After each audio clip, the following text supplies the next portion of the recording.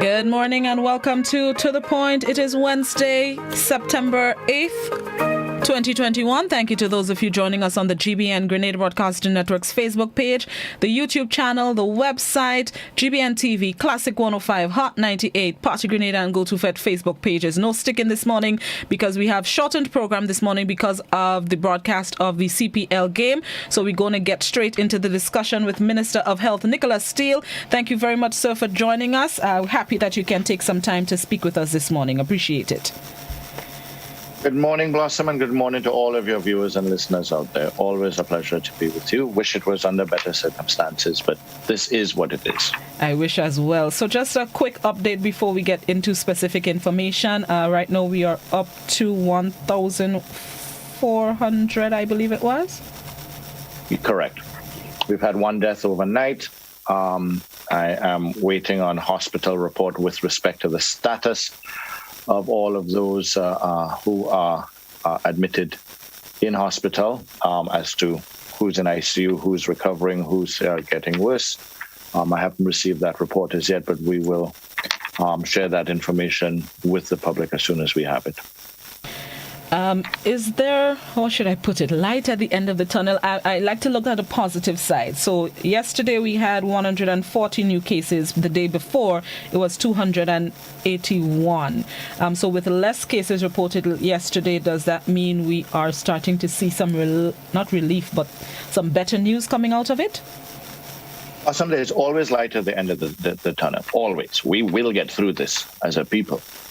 But I think it is a little early to tell. What we need to look at, Blossom, is not the day-to-day, but look at a 5-day or 10-day trend and see what a 5-day or 10-day trend gives.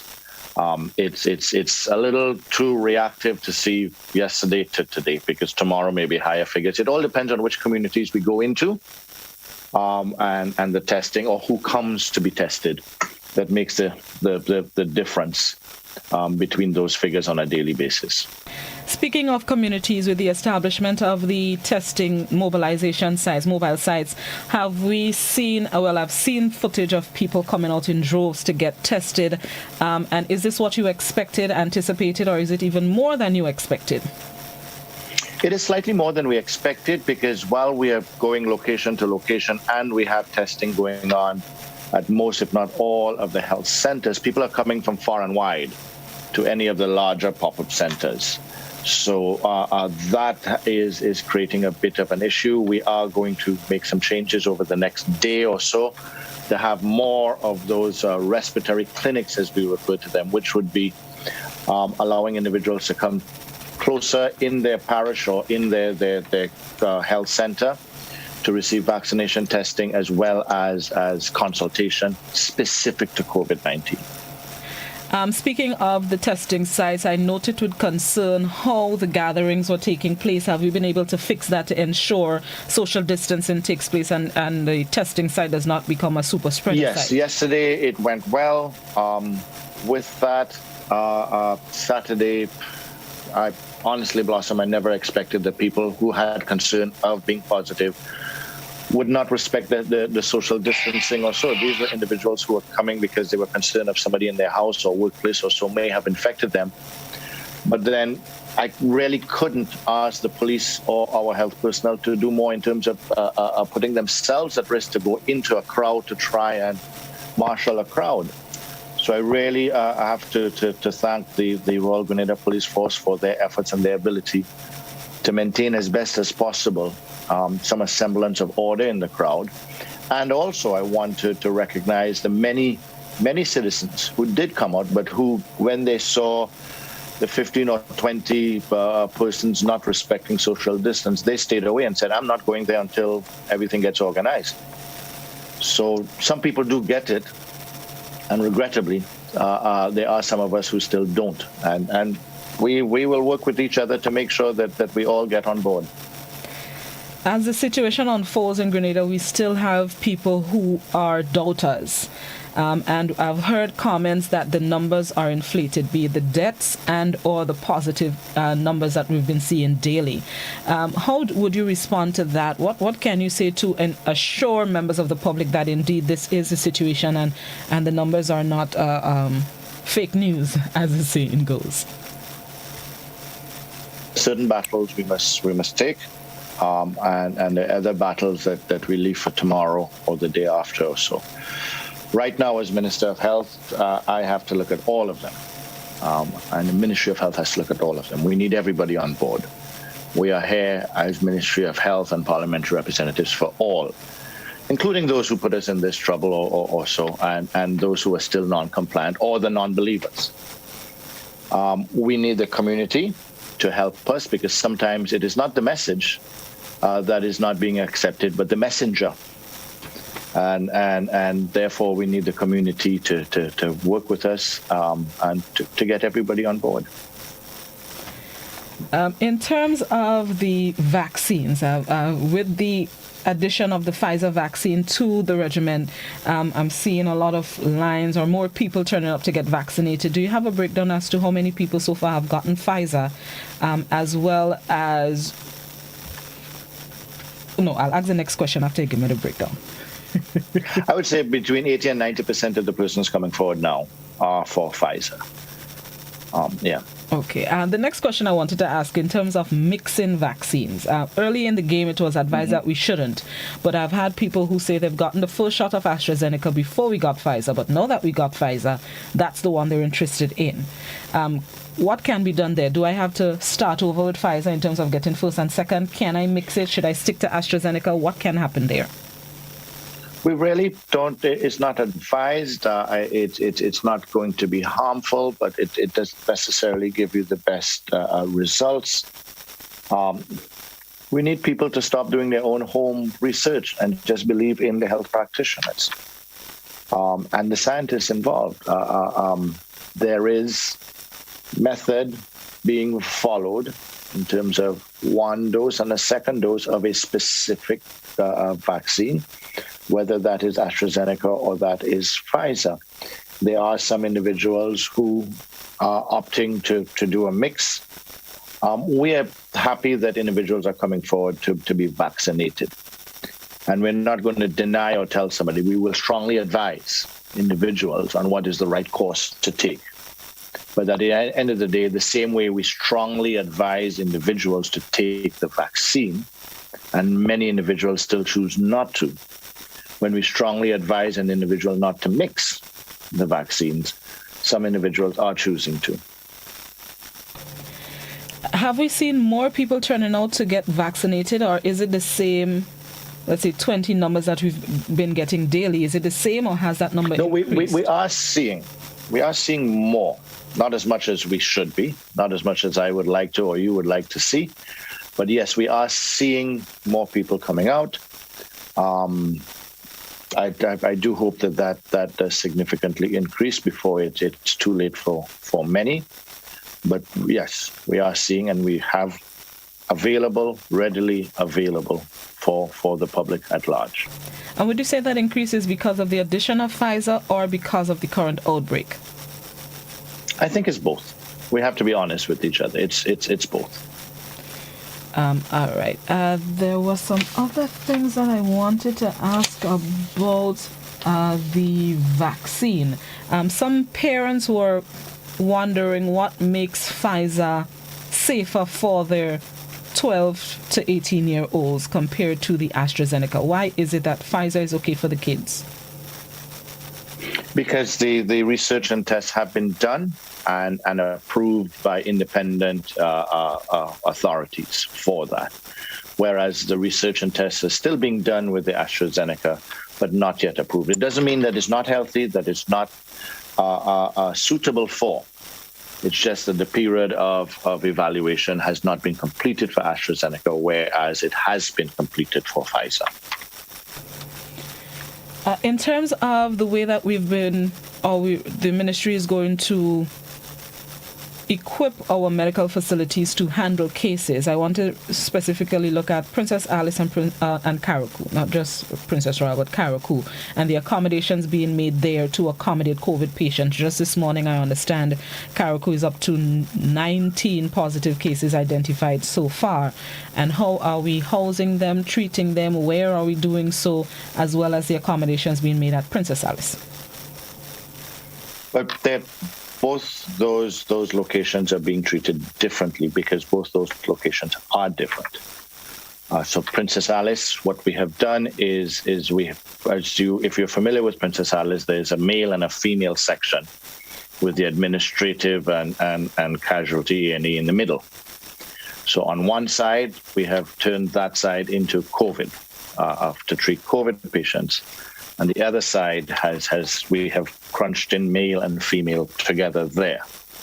That will continue as best as possible based on the load that we are receiving there. But when patients turn serious or so at Princess Alice, they're transferred to General Hospital, to the ICU of General Hospital. Carriacou is different. Princess Royal is different. There are accommodations there to house someone, but the decision to transfer to General Hospital will be made as best as possible much earlier because of the time it takes and the complications in transferring somebody from Princess Royal to General Hospital. So that will work in essence on paper, provided that individuals reporting to Princess Royal in Carriacou report in a timely manner. If somebody stays at home and does not get that care, and we are seeing that by the time individuals do call the ambulance or get through, because the system is also inundated with calls, that by the time they do get through to get that medical response, ambulatory response, they are in a medical state that makes it very difficult for our health practitioners to assist, and they end up succumbing to the virus or to the complications or comorbidities that they have. So that is another reality. That's not a Grenadian reality. That has occurred in almost every single country that has had widespread community outbreak of COVID-19. All right, Mr. Steele, let's take a quick break and then we're going to come back and field some questions from our viewers and listeners. This is To The Point with Minister of Health Nickolas Steele getting an update on Grenada's epidemiological situation. To The Point, we'll be right back.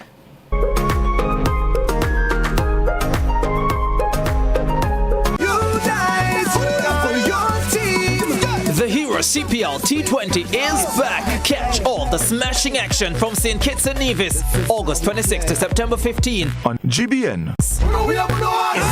Play. Feel good facts. Help prevent cold and flu by washing your hands with soap and water for at least 20 seconds. That's the time it takes to remove most germs. No soap and water? No worries when you've got alcohol-based hand sanitizer.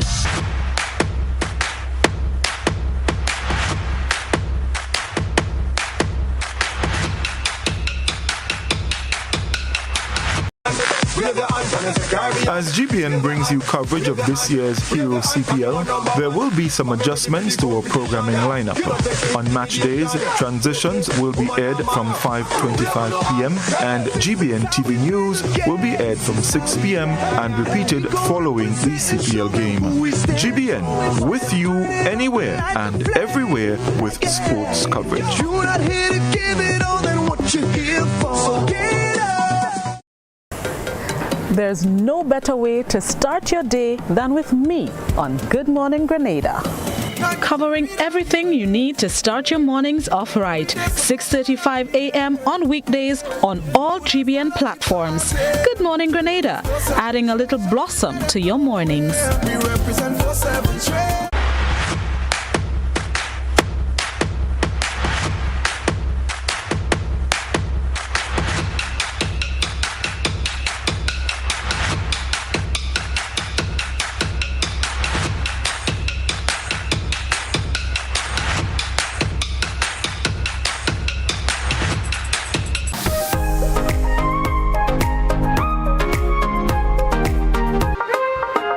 Welcome back to The Point, speaking with Minister of Health Nickolas Steele. Let's go quickly to our viewers and listeners who may have comments, questions, queries, concerns. The landline number 435-2041. The WhatsApp number is also 435-2041. Please, only written messages on WhatsApp, and you can post your comments and questions on Facebook and YouTube.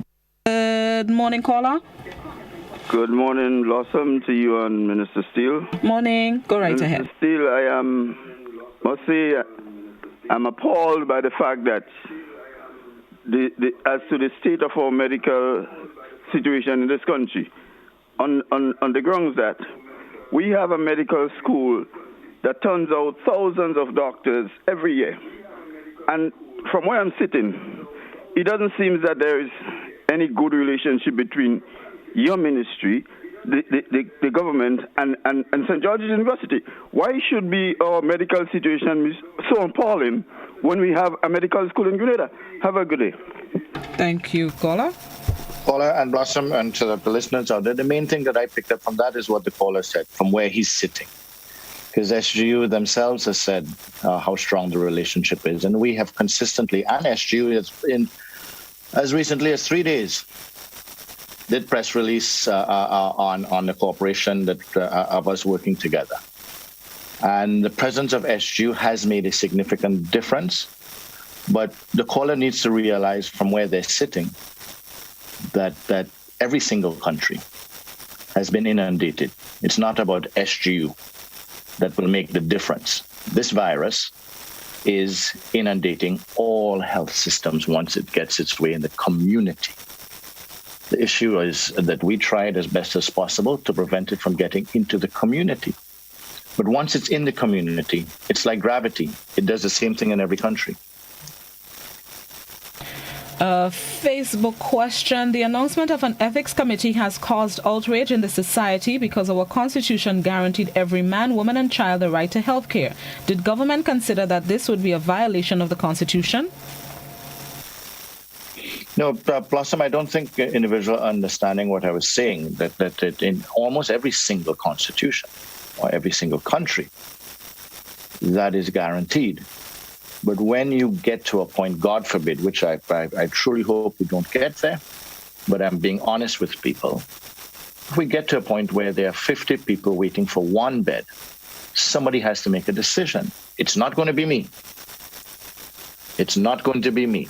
But somebody there at the general hospital needs to make a decision and on certain criteria, which of the 50 people waiting for the one last bed will get it. That's what occurs elsewhere, or it's just random. We may leave it to be random. Or we may set up a committee to allow the doctors to have some criteria to make some decisions, just to make that hell that they would be going through at that point a little more easier to deal with, or have a systematic way of making a decision. Are we almost at that point where a decision like that may have to be made, considering how overwhelming our numbers have been? No, I don't think so. And I hope we never get to that point. But I do think that we need to be realistic and plan for every eventuality. All right. Let me see. Call. No. Okay. So let me ask. Okay. Never mind. Good morning, caller. Good morning. Good morning. Go right ahead. I'm calling from Carrico. I would like to find out why it is that we have to pay $210 to go to Grenada, and there is one ambulance in Carrico, and is it the same ambulance that is used to carry the COVID patients and regular patients? Thank you, caller. Minister? I'm not sure the $210, whether she's referring to the Osprey or any of the ferries or the flight or so, that I'm not sure. But with respect to one ambulance or two ambulances or so, there is one hospital. The individuals, it is possible to use the same equipment for COVID positive patients, and then afterwards, once properly disinfected and cleaned, to use it for regular patients. It is possible for that. It is possible, and it is done for the A&E. Persons arriving at any of our accident and emergencies, Princess Royal, Princess Alice, General Hospital. It is one accident and emergency. So the individuals going there will immediately be screened and dealt with as to whether they are COVID positive or not. So I think we need to be realistic, and it's not about dedicating everything along the supply chain of healthcare, of separating completely COVID-19 related and non-COVID-19 related. But when it comes to the treatment where individuals are kept, the ICU specific side of it, that is done separately. But nowhere in the world am I aware of any country being able to say, I'm going to dedicate a fleet of ambulances that are only going to pick up COVID-19 patients, because you don't know in many instances when you're going there whether the person is COVID-19 or not. Someone may call and chest pains. That could be heart attack, or that could be COVID related. So you don't know. And there's no way that it makes sense to say that because you have a COVID ambulance and a non-COVID ambulance, to send somebody there first to test them to find out which ambulance to send. So it's not a practical, but I do understand the concern that a person has in terms of, am I going to be, if I'm calling for an ambulance for something else, was the person who was there before a COVID patient or so? That is a possibility, yes. But the alternative is just not practical. I hope the way I've explained it, that the person understands that there is no other practical alternative. Facebook question, Mr. Minister, maybe if the Polytechnic Clinic in Guelph was completed as you've promised, then it would augment some of the healthcare services at the General Hospital, which management is suspending as we speak. Yes, the Facebook writer is correct, and I addressed that at the post-cabinet briefing yesterday too, that has to be operationalized. If I need to go up there and help get it operationalized, I will. And I'm going there later on today to see. But the team has to get it operationalized between the Ministry of Implementation and the Ministry of Health and Community Health and Community Services as best as possible under the very stresses that we do have ourselves with so many of our own people being infected from the mere fact that they live in the very communities that have the infection. In relation to the caller from Karakou, somebody on Facebook clarified that the $210 they're referring to is for the antigen test before they are allowed to travel. The PCR test, maybe.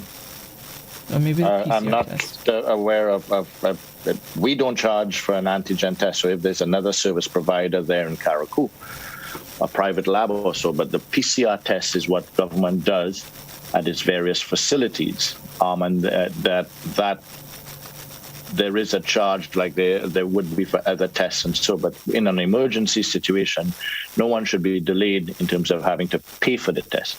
They will have to do the test, but there's no way that I expect that healthcare to be denied because somebody can't find the money to pay for a test. If it is for travel out to go on vacation or business or so, yes, you have to pay for your test, but otherwise, your test must be done. Okay.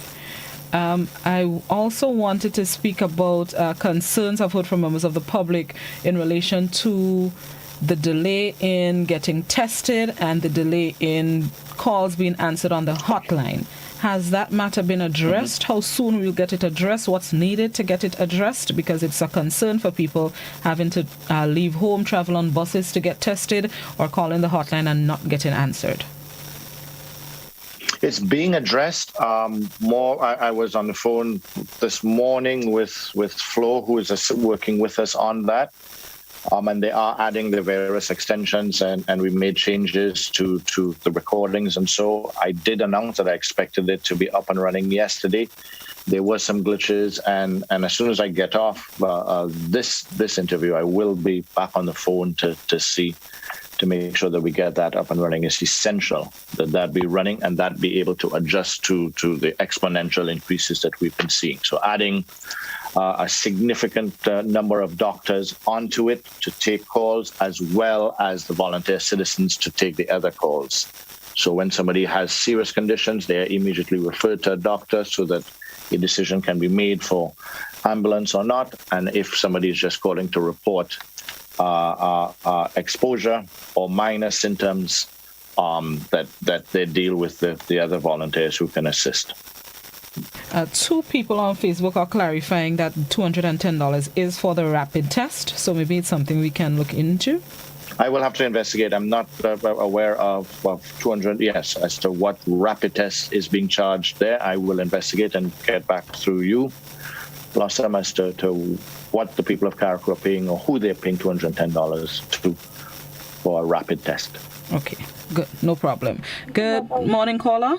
Yes, good morning. This is what I was calling back to clarify, because we, the people of Carriacou, have been told that we have to pay $210 for the antigen test to travel to Grenada.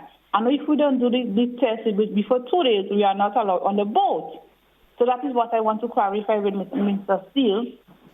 Why we have to pay $210 to go to Grenada when Grenada is just a parish, but we have to take the boat. What happens to the people of Petit Martinique? Do they have to pay $210 to come to Carriacou? Do Grenadians pay $210 to come to Carriacou? I want to know why it is that we have to pay $210. Thank you, caller. Minister? No, I think the caller is very right, and there should not be a charge to travel within the state of Grenada. The persons need to be tested, as are the new regulations also. And there should not be just regular movement between Grenada and Carriacou, and that has come out as a request, I believe, of the people of Carriacou to minimize their exposure. So yeah, that $210, I will check. I'm assuming from the fact that callers are calling in about it, that it does exist and that it is come in with the new regulations, and see how that can be remedied or changed. Definitely. WhatsApp, what protocol is in place for Petit Martinique if there is an outbreak? Seeing as they depend on everything from Carriacou. As with everything, yes, Blossom. In the question is the answer. Right now, apart from the health center that provides those specific services, it is the first stop would be Princess Royal and then General Hospital, Grenada. Still on WhatsApp, somebody says, I'd like to thank the minister and frontline workers for the Herculean sacrifice so far. I'm praying for you. Keep trusting in God. He is more than able. Right. Question, WhatsApp. On Labor Day in Brooklyn 2 days ago, some Grenadians took over the parkway with jab when they should have been in solidarity with our COVID victims. It was just jam and wine and abusing our national flag with old oil. I'm so ashamed. How many of the so-called cultural ambassadors are carrying official passports? Are they the same ones that were promoting jab? Blossom, very good question. My colleague, Minister of Foreign Affairs, and our Prime Minister and Ministers of Culture and so need to deal with that. The public is outraged, I think. The one light in that moment is the fact that I think the majority of us here in Grenada are unanimous in our outrage. That the mentality of jab must play, in light of what's happening here, needs to be addressed. And it's not the Minister of Health to address it. It's not me. We all need to address it. We all need to do our part. And I think that writer is pinpointing the correct direction of where it needs to be addressed. The flag bearers, so to speak, need to be engaged. And we need to recognize that these are not normal times. And as such, our patriotism should be displayed in our respect for life. And that display with our flag is not who we are, is not our culture, and it is and regrettably, that's what the world is seeing, that Grenada and Grenadians in New York are non-compliant. Because remember, the state of New York did not authorize those activities, specifically said that this year they should not have those activities. The same way this government did. And we find a group of Grenadians were here and have gone up there to basically show we don't care about law. We don't care about health. We don't care about COVID. Jab must play. And that has to stop. Jab will play again. Jab will play again when it's appropriate. Like everything else that we're making sacrifices on. We are not giving up our liberties indefinitely. or permanently, or our cultural celebrations, or who we are, or our religious obligations indefinitely. We are recognizing that there is a pandemic and that as such, there are certain gatherings and certain things that we must forego for the time being until we get past this. And I think we all need to recognize that and come together on that. I find it hard to believe even our bus drivers are saying they feel uncomfortable just plying their trade here. When we have other Grenadians who are going to come back and want to get on one of those buses and saying they don't care about that, they must be allowed to go to Brooklyn and defy the laws of the U.S. and embarrass the people and country of Grenada. That's inappropriate. It's part of what's gotten us to where we are here, but unfortunately, it is how we say it's so we day. This is us, and we need to fix this. Not me alone, not our prime minister, not this government alone. We as a people need to fix this. 3 people, one on WhatsApp, 2 on Facebook, are asking if we have the capacity or the means to set up some emergency or makeshift hospitals in the event that the cases get more or gets worse, maybe at the hospital or any other facility. Do we have that capability? Blossom, we can always buy more beds and put more beds and tents down, and so we're limited by the people. And so too is every nation, limited by the people, the number of doctors, nurses that we have, and it's a worldwide. So again, people need to recognize, which is why we were saying what we were saying from day one.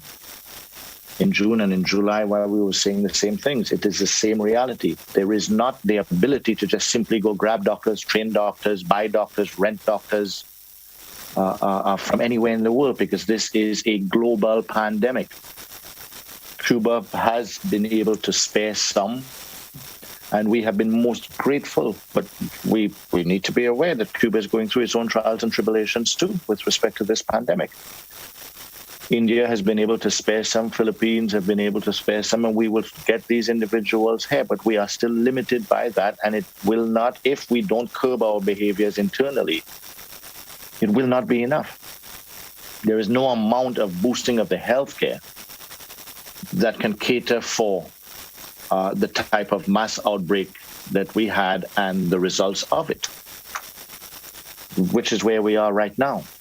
With this Delta variant, one person infects 700 getting infected at the same time at a jab fest or so results in what we have now. What we are experiencing now are the secondary infections.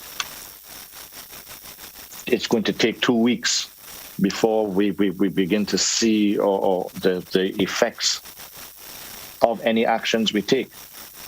So it's 2 weeks to see the negatives, which is exactly how it ran. And then it's 2 weeks again before you start to see any change the change begins with a slowing of the infections, to a leveling off of the infections, to then a decrease of the infections. One thing, this needs one event or one weekend to get in, but it takes a month or 2 to get out. And that is the reality. It's not a Grenadian thing. It's same in St. Lucia, same in St. Vincent, same in Trinidad. We need to recognize that we saw our brothers and sisters in Trinidad with more resources than us go through months of pain. That we saw our brothers and sisters in New York doing the same thing, in Italy, in the UK, in China, in the Bahamas right now, in Jamaica. Gravity is the same in all of those countries. So too is the science of the pandemic. Speaking of, as you mentioned, St. Vincent, just this morning I saw a report that they got 5 cases of the Mu variant. Is this variant a major concern? Is it comparable to the Delta variant in terms of transmissibility, or could it be worse than Delta? More worrying than Delta? It is, but I think right now what we need to recognize regardless of the variant, and yes, the Mu variant is one to be taken seriously as well. Regardless of the variant, it's the internal activities, because COVID will continue to come in one way or the other. The variants can have longer incubation periods. The individuals are sneaking into Grenada if we were to close the borders. Countries with 21-day quarantine have community spread. Why? It's community spread. Let's look at the actual word or words there. Community spread. If a community doesn't do the things internally, when the first or the odd case comes in, it will spread. And that's what we need to recognize. We can no longer look forward to the days of past where we can keep it out and therefore the community will be okay. The community has to adjust through vaccination. And until we get to the right level of vaccination, the community has to adjust in terms of mass super spreader events must be avoided. Two people are inquiring how can they help the ministry by being volunteers. Somebody on WhatsApp says they're not a doctor, but they're a public health professional. For Blossom, they can give you their numbers, or they can contact the ministry, or even on the ministry's Facebook page, direct message their information. Individuals have been doing that, and then we have been contacting them and placing them as best as possible in the appropriate places. And in the interest I want to thank them and encourage others to do the same. In the interest of time, final Facebook question. Somebody is asking, now that Grenada has been moved to the UK's red list, what changes will the ministry be making to quarantine and testing period for tourists coming into the island to avoid a repeat of imported cases and another spike during the peak tourism season? I think the writer needs to recognize that the UK changing us on the list means that we are a risk to the UK. It's not the UK risk to us. Our quarantine policy is more stringent than the UK quarantine policy. But the UK is saying now, which is correct, there is a greater risk of travelers getting COVID-19 in Grenada than in the UK. So they're warning their citizens to be careful when they come to Grenada, because there is community spread in Grenada. Look at the wording of it. It's not about Grenada has a lax quarantine system or Grenada has no quarantine system. They're going to be looking at two specific things: the level of vaccination and the level of community spread. Those are the two things that will determine us changing from here on now on the UK watch list, or the CDC, which we expect as well, but if it hasn't happened already, because these are done every 14 days or so. So that's going to happen.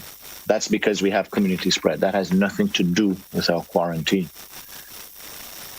And just to clarify, being on the list, with whether it's red or green, is just about caution to travelers, or are there other fallout from being on the red list? There are other fallouts. It means that if any country that has a tiered system of quarantine or so, like the UK looks at where you're coming from and determines what you need, whether you need a PCR test, whether you must be vaccinated, whether you have to quarantine for a certain period or less of a period.